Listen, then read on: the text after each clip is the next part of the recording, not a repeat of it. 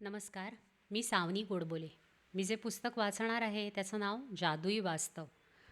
Richard Dawkins यांच्या the magic of reality या जगप्रसिद्ध पुस्तकाचा भावानुवाद केला आहे डॉक्टर शंतनू अभ्यंकर यांनी.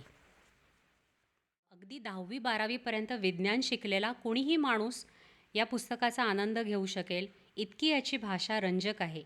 आणि कुणी विज्ञानातला उच्च शिक्षित असेल तर त्यांना देखील हे लिखाण बालिश वाटणार नाही. प्रस्तावनेत डॉक्टर अभ्यंकर म्हणतात, पुस्तकात भाकड कथा, पुराण कथा, धार्मिक कथा यांची विपुल उदाहरणं आहेत. पण ती एकाच धर्माची किंवा देशाची नव्हेत, जगभराची उदाहरणं आहेत. या हास्यास्पद तर्कशास्त्र नसलेल्या आचरट कल्पना बघून आपल्याला त्यातला फोलपणा लगेच लक्षात येतो. अरे, ही लोकं किती वेडगळ कल्पना उराशी बाळगून आहेत हे लगेच पटतं. आणि मग हलकेच जाणीव होते, अरे, आपल्याही प्रथा परंपरा अशाच तर आहेत.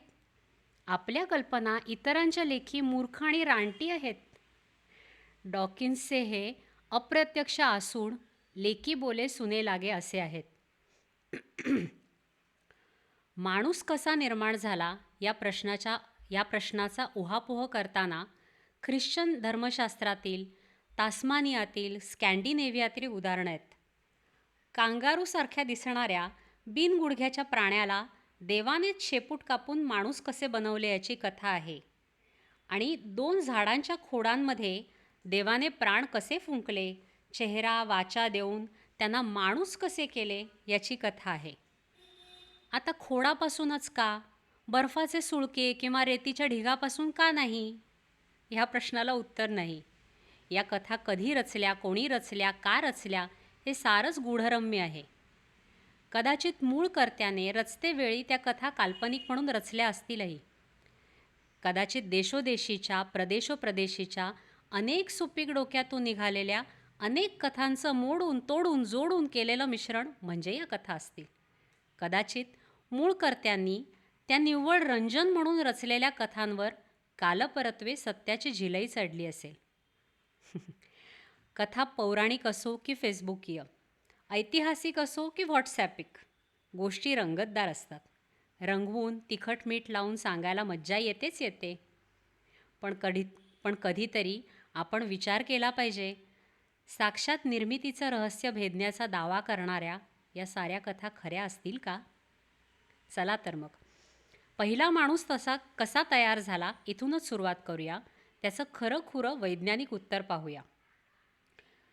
तुम्हाला आश्चर्य वाटेल, पण पहिला असा कोणी माणूस नव्हताच. कारण ज्याला पहिला म्हणावं त्यालाही आईबाप असणारच, आणि तेही मानव असणार. माणसाचंच कशाला, सशाचंही तसंच आहे. पहिला ससा असा कधी नव्हताच. ना होती पहिली मगर, ना होता पहिला चतुर.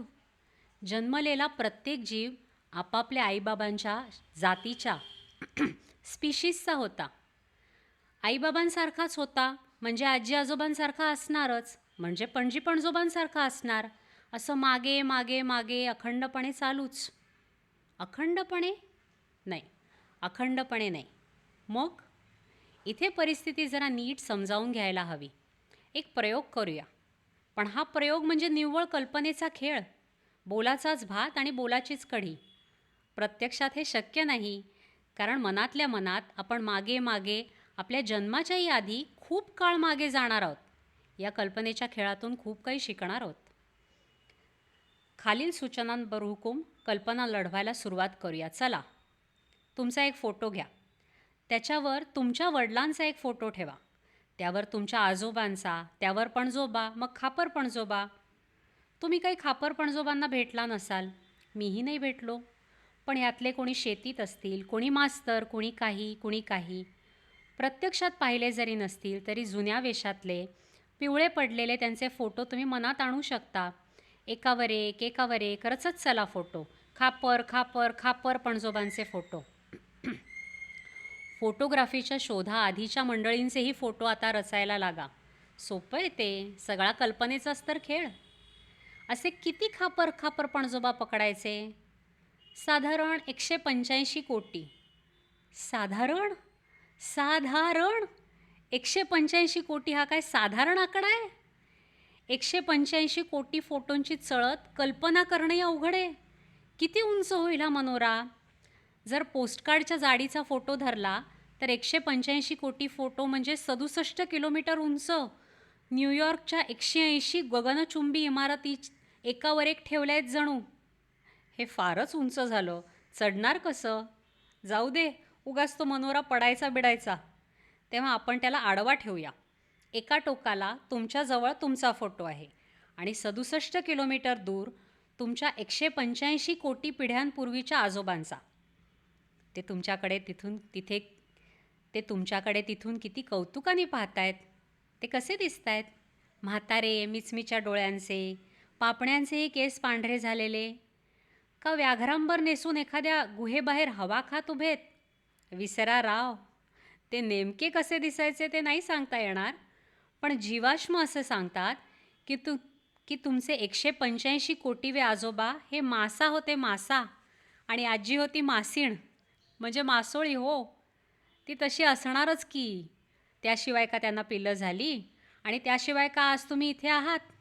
चला तर मग या 67 किलोमीटर पसरलेल्या लांब लचक अल्बममधून आपण फोटो चाळून बघूया. प्रत्येक फोटोतली छबी ही पुढच्या मागच्या फोटोंसारखीच आहे.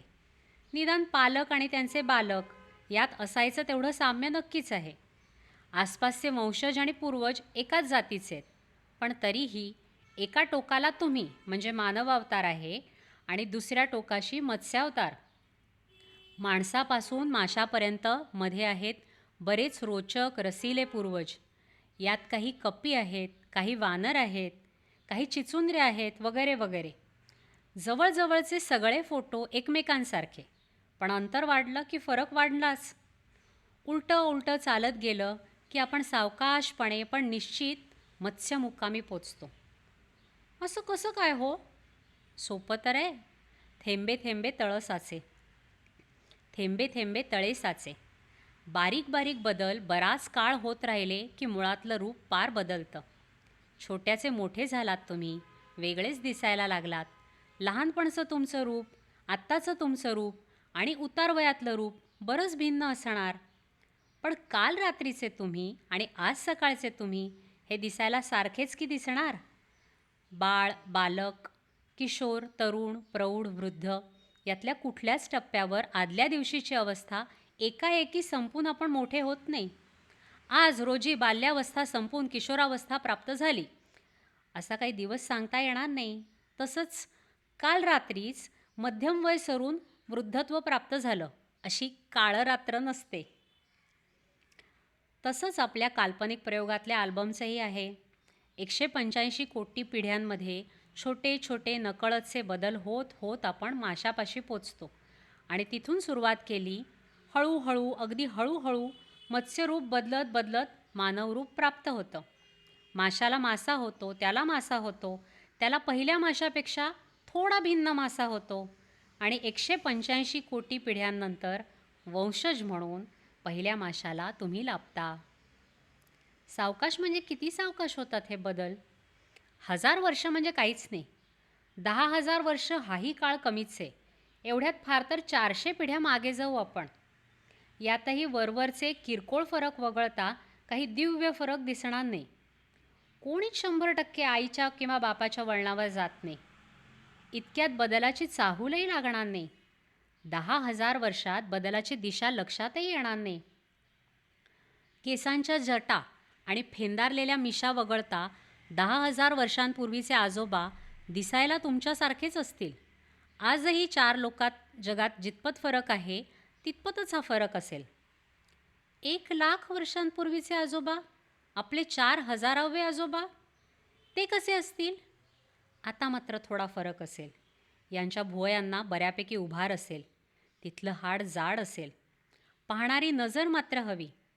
आणखी मागे मागे जाऊ, 1 कोटी वर्ष मागे, म्हणजे 50,000 पिढ्या. तिथे फोटो असेल आपल्या विजातीय आजोबांचा. ते असतील होमो इरेक्टस. आपण आहोत होमोसेपियन. जीवशास्त्र असं शिकवतं की होमोसेपियन आणि होमो इरेक्टस यांचा संकर होऊ शकत नाही. त्यामुळे या 2 वेगवेगळ्या जाती, स्पीशीज समजल्या जातात. झालाच असा विजातीय संकर तर होणारी संतती वांझ असते. गाढव आणि घोडीपासून झालेलं खेचरही असंच वांझ असतं तसं. पुन्हा एकदा स्पष्ट करतो, तुम्ही होमोसेपियन आहात. तुमचे 50,000वे आजोबा होमो इरेक्टस होते. पण या वंशसाखळीत कुठेही होमो इरेक्टसचा एकदम अचानक होमोसेपियन झालेला नाही. अय्या, अहो आपलं बाळ पाहिलंत का? लक्षात आलं का तुमच्या? ते होमोसेपियन आहे. आला बाई एकदाचा होमोसेपियन जन्माला. असं कुठलीही होमो इरेक्टस नारी होमो इरेक्टस नराला म्हणालेली नाही. थोडक्यात, पहिला मानव कोण कुठला या प्रश्नाचं नेमकं उत्तर मुळी असूच शकत नाही. प्रौढ नेमका वृद्ध कधी होतो याची जशी नेमकी वेळ सांगता येत नाही, तसंच हे 1,00,00,000 वर्षांच्या आत, पण लाखभर वर्षांपूर्वी केव्हा तरी आपले पूर्वज आपल्यापेक्षा फार फार वेगळे होते. ते भेटले तरीही त्यांचा आणि आपल्या पिढीचा संकर शक्य नाही, म्हणजेच ते वेगळ्या जातीचे, स्पीशीजचे होते. आता होमो इरेक्टसला मानवी व्यक्ती म्हणायचं का, हा वेगळा प्रश्न आहे. कोणाला काय म्हणायचं हे आपणच ठरवायचं असतं. झेब्राला पट्टेरी घोडा म्हणता येईल किंवा मनीमाऊला वाघाची मावशी. मानव, व्यक्ती, बाई, बुवा हे शब्द तुम्ही निव्वळ होमोसेपियनना लागू करू शकता. पण अर्थात एकाच वंशमाळेचे मणी असूनसुद्धा 185 कोटीव्या मासा आजोबांना मात्र कोणी माणूस म्हणणार नाही. खास तुमच्यापासून त्यांच्यापर्यंत पोचणारी सलग वंशसाखळी आहे आणि या साखळीतील प्रत्येक कडी ही तिच्या नजीकच्याच जातीतली आहे. तरीही आपल्यासकट सर्व सजीव हे अंती एकमेकांचे सगळे सोयरेच आहेत हे अगदी स्पष्ट आहे. आता वंशवृक्षात जवळजवळचे कोण, उदाहरणार्थ आपण आणि चिंपॅन्झी, आणि दूरदूरचे कोण, उदाहरणार्थ आपण आणि कोकिळा, हे त्या प्राण्याच्या DNA वरून किंवा शरीराच्या अभ्यासावरूनही कळू शकते. पुढे डॉकिन्स म्हणतात, तुम्ही आणि मी वेगवेगळ्या देशातले, वेगवेगळ्या वंशाचे असलो तरी काही लाख वर्षांपूर्वी आपले पूर्वज समानच होते. कारण मानवाचे अंती गोत्र एक. फार कशाला, मानवाचेच नव्हे, पृथ्वीवरील सर्व सजीव, वृक्षवल्ली, वनचरे ही आम्हा सोयरी आहेत हे निश्चित. आपल्या वंशवृक्षाच्या शेजारच्या डहाळीवर चिंपॅन्झी आहेत, माकडे, उंदीर, बॅक्टेरियाही आहेत. जीवशास्त्र सांगते, सजीवांचे अंती गोत्र एक. कुठल्याही भाकड कथेपेक्षा, पुराणकथेपेक्षा हे कितीतरी उत्तम आहे, उदात्त आहे, उन्नत आहे, महन्मधुर आहे, अंगावर शहार आणणारं आहे आणि महत्त्वाचं म्हणजे 100% सत्य आहे. धन्यवाद.